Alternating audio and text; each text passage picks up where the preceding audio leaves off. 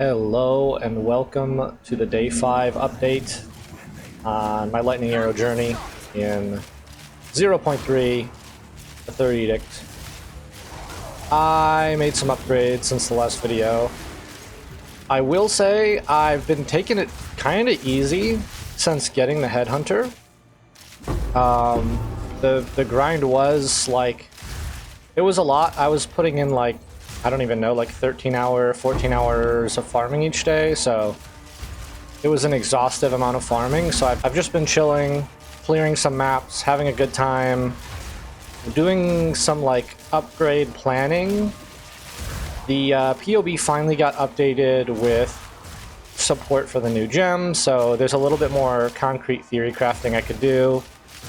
There's a couple supports I swapped around after looking into some stuff more and doing some research.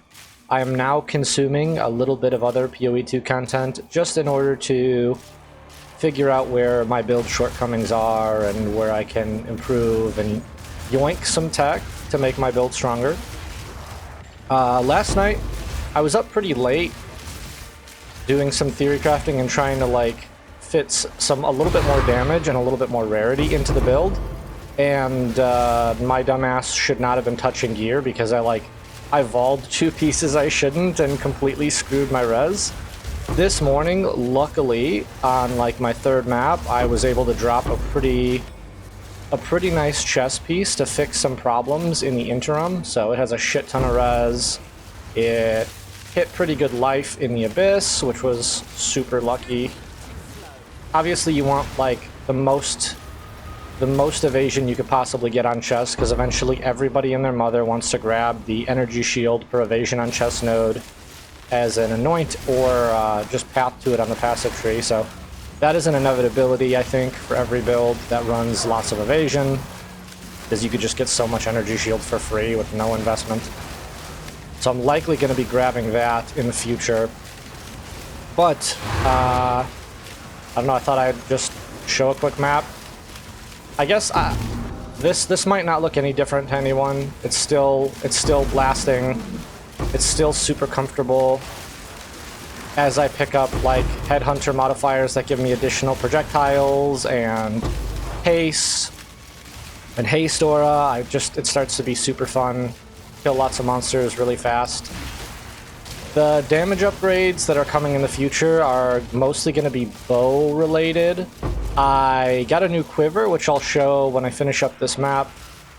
And yeah, the quiver's pretty cool. It was like a 15 or 20% damage increase, or 15% more damage than the previous quiver. So I'll go ahead and fix my shit, and then I will be back in the hideout to show some of the upgrades.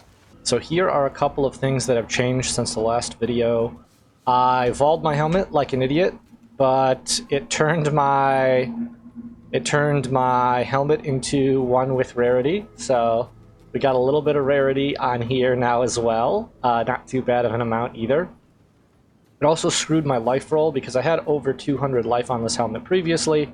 I was going for an additional socket to fix one of the downsides, the res loss that I was getting from putting on a gold ring.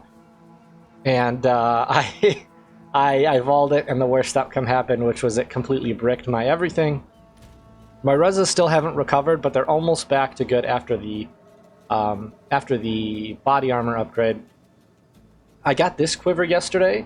I crafted it myself from a blue quiver, which was just insane rolls. So it hit Fizz, Proj speed, Lightning, attack speed, dex, and +2 all Proj. Like, this is a disgusting quiver on an attack speed base. Proj speed is giving me increased damage, so that's 38% increased damage before all of the increases to quiver effect on the tree. The Proj speed damage coming from the feathered fletching node. So the quiver was like a huge damage increase. I moved a lot of stuff around because I was trying to fit on this rarity ring. It's only giving me 9% rarity. I didn't have a rarity affix on it, but it had all res, it had some flat fizz. It doesn't have life, but the big thing was it has mana on kill. And mana on kill is something that I lost by changing my previous quiver to this one. So I needed at least a somewhat decent source, which is I mean, it's a T1 roll, but like, I don't know. It still sometimes has issues with mana sustain. I am mana potting throughout my clear sometimes, but that's more of when I'm running into like a juicy rare and not killing lots of trash. But if I'm killing lots of trash, it's usually fine. This is the other gold ring I'm running, which luckily hit life on kill, which was the other affix I was missing, which is really important for when you're clearing maps. Good flat lightning damage. Gloves are the same, boots are the same. This is the current bow. Too bad it didn't hit. I'm still kind of sad that it didn't hit a big percentage roll. When I find another suitable potential upgrade, I will just Chaos Orb this and like pray. It's a very low likelihood. It's very unlikely that it'll rip off the hybrid fizz and put on a big percent fizz and then not brick any of the rest of it. But if it does, the payout is just too big because it would be triple T1 with T1 attack speed. So it would be really fat for a long time to have that bow. As far as juicing goes, there is some bugs in the game which are really, really, really annoying. The prominent one right now, which is incredibly frustrating, is that some areas are just inaccessible for whatever reason. Like if I go ahead and put a map in here, it just says activation failed, map is not accessible. And there's a lot of zones. The entirety of, where is it? This entire corrupted zone is inaccessible. And I haven't found a fix. I don't think I've seen a fix online in the forums that I've went into. I saw a like 35 pages of people like complaining and bumping a post on the PoE2 forums, or on the PoE forums talking about this exact issue. I didn't see it mentioned in the what we're fixing notes, which is kind of concerning because this is kind of a big deal. There's quite a few locations on here where I would have 4 overlapping towers if I was actually able to access these zones, so it's incredibly disappointing because that's a really significant amount of juice that I'm missing out on. So I'm kind of just at this point traveling out, just migrating as far away from that zone as possible to see if maybe I could get another setup over here.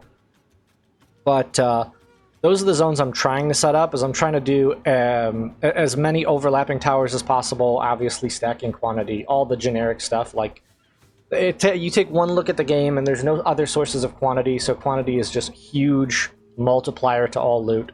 So that's what I'm working on setting up for these juiced zones right now. Probably just be blasting those in the future. I will say I only played for 8 hours yesterday. 8.5 I think was the stream duration.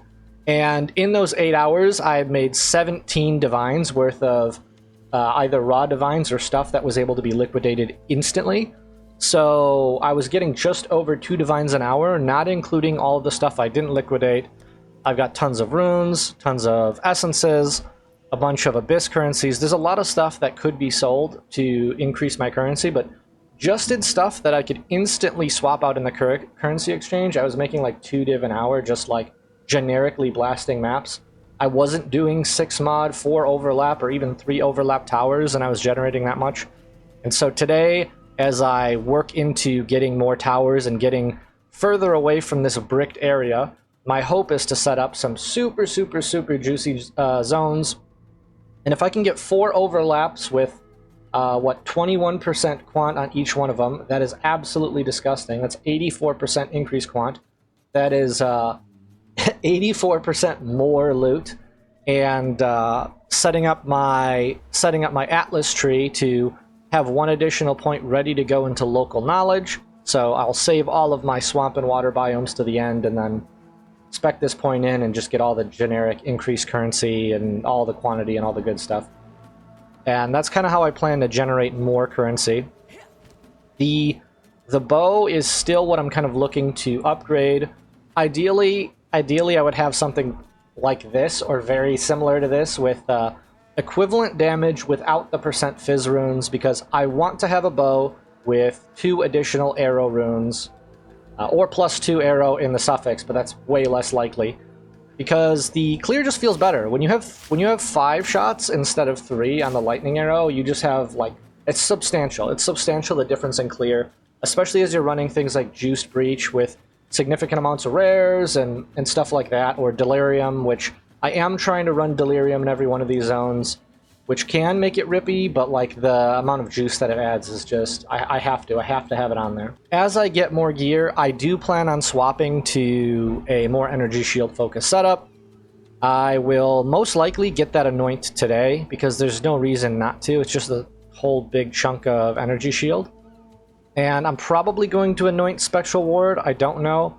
Pathing to it right now wouldn't really make sense because it's not like I'm utilizing all the other nodes in the area, so I'll have to look into it more, especially with the gloves that I have on. Going over to that area would require me dropping a lot of the pen nodes and a lot of things that kind of enable these gloves to be really strong for the build currently. So it's a pretty large shift if I want to start going toward energy shield, but I'm going to be looking into that today. I'll probably be dropping these attack speed nodes because they're all just kind of generic mat at this point. Their damage increase is not very large after checking the POB last night. So that's where I'm at. I'll probably blast for like 8 or 9 hours today and see where I could get. And yeah, hopefully I get some currency and a bow upgrade. Thanks for watching. If you want to see more, go ahead and hit that subscribe button.